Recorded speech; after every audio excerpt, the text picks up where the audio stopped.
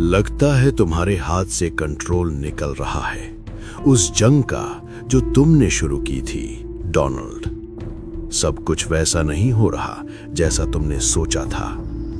उस criminal Netanyahu ने तुम्हें मैनिपुलेट किया ताकि तुम उसके लिए जंग लड़ो, ईरान के खिलाफ। तुम्हें लगा तुम मुझे और मेरे कमांडर्स को मार दोगे और ईरान बिना लड़े ही ढेर हो जाएगा। तुम्हें लगा तुम ईरानियंस पर बॉम्ब बरसाओगे और वो अपने ही देश के खिलाफ हो जाएंगे।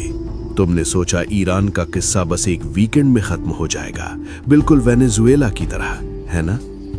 कितनी बड़ी गलती कर दी तुमने, ऐसी गलती जो किसी और अमरीकी प्रेसिडेंट ने कभी नहीं की होती। इजराइल ने तुम्हें झूठी इंटेलिजेंस दी थी और तुम्हारे अपने ही कुछ लोगों ने भी।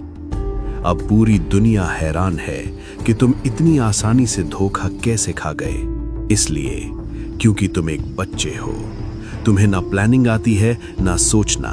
तुम्हें सिर्फ एक ही काम आता है, बड़ी बड़ी बातें करना और लोगों की इंसल्ट करना।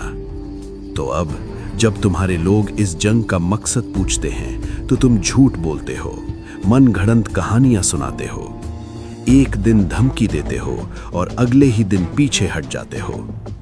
तुम अपने लोगों से झूठ बोलते हो कि ईरान तुमसे बातचीत कर रहा है। तुम अपने दोस्तों की इंसल्ट करते हो और उन पर दबाव डालते हो ताकि वो इस जंग में शामिल हों जो तुमने इतनी लापरवाही से शुरू की है।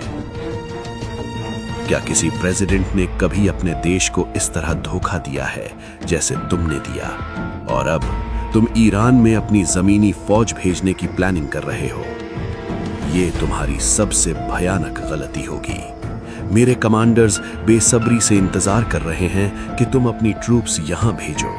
मैं बस अपने कमांडर्स से इतना ही कहूंगा कि वो थोड़ी रहमदिली दिखाएं और सब्र रखें तुम्हारी उन फौजों पर जो इस जंग के लिए बिल्कुल तैयार नहीं है।